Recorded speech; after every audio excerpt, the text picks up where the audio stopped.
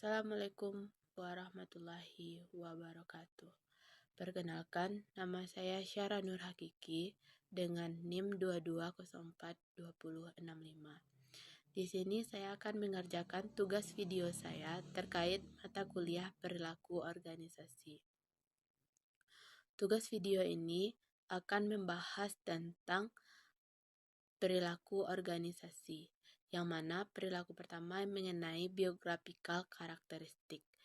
Biographical karakteristik ini adalah karakteristik perseorangan seperti usia, jenis kelamin, ras, masa kerja yang diperoleh secara mudah dan objektif dari arsip pribadi seseorang.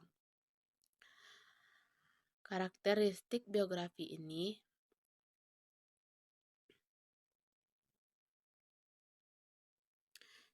sering dihubungkan dengan perilaku kerja seperti yang telah disebutkan sebelumnya. Produktivitas dengan pemahaman bahwa dengan meningkatnya usia seseorang, maka produktivitas cenderung menurun. Suatu organisasi dikatakan produktif bila mencapai tujuan-tujuannya dalam melakukannya dengan cara mengubah masukan menjadi hasil dengan biaya serendah mungkin. Oleh karena itu, produktivitas mengimplementasikan masalah efektivitas maupun efisien. Selanjutnya, personality. Menurut Ivancevic 2005, personality adalah sekumpulan perasaan dan perilaku yang relatif tetap yang secara signifikan terbentuk oleh faktor keturunan, dan lingkungan. Ada 3 pendekatan teori untuk memahami kepribadian, yakni Trait Approach, Depsychodynamic Approach, dan Dehumanistic Approach. Gibson 2012. Secara umum, kepribadian seseorang dipengaruhi oleh faktor keturunan dan lingkungan. Faktor keturunan merujuk pada faktor genetis seorang individu, seperti bentuk fisik, bentuk wajah, temperamen, dan lain-lain.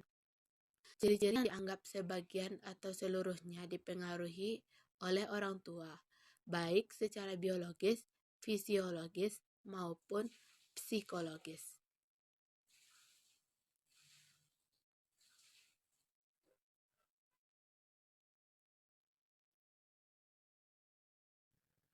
Selanjutnya, values and attitude.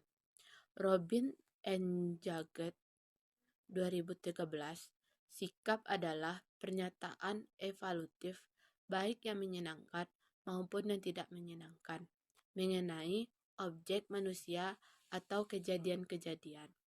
Ada 3 komponen sikap, yakni cognition, affect, dan behavior. Komponen kognitif dari suatu sikap adalah segmen pendapatan atau kesadaran akan sesuatu sikap. Komponen efektif dari suatu sikap adalah segmen emosional atau perasaan dari suatu sikap. Komponen perilaku dari suatu sikap adalah suatu maksud bentuk perilaku dengan cara tertentu terhadap seseorang atau sesuatu. Selanjutnya mengenai perception. Robin and Jagged 2013, persepsi adalah proses dengan mana para individu mengatur dan menginterpretasikan kesan-kesan sensoris mereka guna memberikan arti bagi lingkungannya. Sebagai contoh, jika semua karyawan dalam sebuah perusahaan menganggap sebagai suatu tempat yang baik, kondisi kerja yang menyenangkan, pekerjaan yang menarik, gaji yang memadai, manajemen yang pengertian, dan sebagainya. Tetapi, sebagaimana diketahui bahwa sebagian besar sangat sulit untuk menemukan kecocokan seperti itu.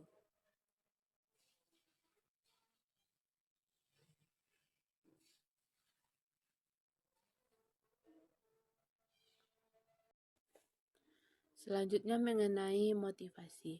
Gibson 2012, motivasi adalah konsep yang kita gunakan untuk menggambarkan kekuatan bertindak pada atau di dalam setiap individu yang menggerakkan dan mengarahkan perilaku. Motivasi adalah faktor-faktor yang ada dalam diri seseorang yang menggerakkan dan mengarahkan perilakunya untuk memenuhi tujuan tertentu. Proses timbulnya motivasi seseorang merupakan gabungan dari konsep kebutuhan, dorongan, tujuan, dan imbalan. Teori motivasi pada dasarnya dibedakan menjadi dua, yakni content theories dan process theories.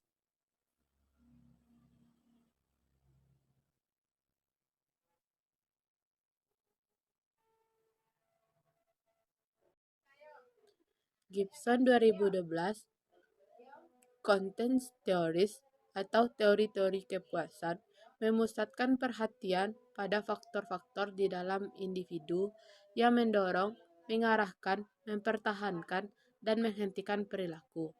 Teori ini mencoba untuk menentukan kebutuhan-kebutuhan spesifik yang memotivasi orang. Yang selanjutnya, proses teoris, teori-teori proses, menerangkan dan menganalisa bagaimana perilaku didorong, diarahkan, dan dihentikan. Selanjutnya mengenai individual learning. Robbins 5, pembelajaran adalah setiap perubahan yang relatif permanen dari perilaku yang terjadi sebagai hasil pengalaman. Gibson 2012, content theories atau teori-teori kepuasan memusatkan perhatian pada faktor-faktor di dalam individu yang mendorong, mengarahkan, mempertahankan, dan menghentikan perilaku. Teori ini mencoba untuk menentukan kebutuhan-kebutuhan spesifik yang memotivasi orang. Yang selanjutnya, proses teoris, teori-teori proses, menerangkan dan menganalisa bagaimana perilaku didorong, diarahkan, dan dihentikan. Selanjutnya mengenai individual learning.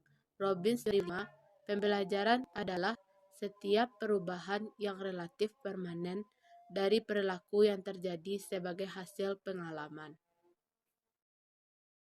Mungkin itu saja yang dapat saya sampaikan. Salah dan kurangnya saya mohon maaf. Saya akhiri dengan wabillahi taufiq wa hidayah. Wassalamualaikum warahmatullahi wabarakatuh.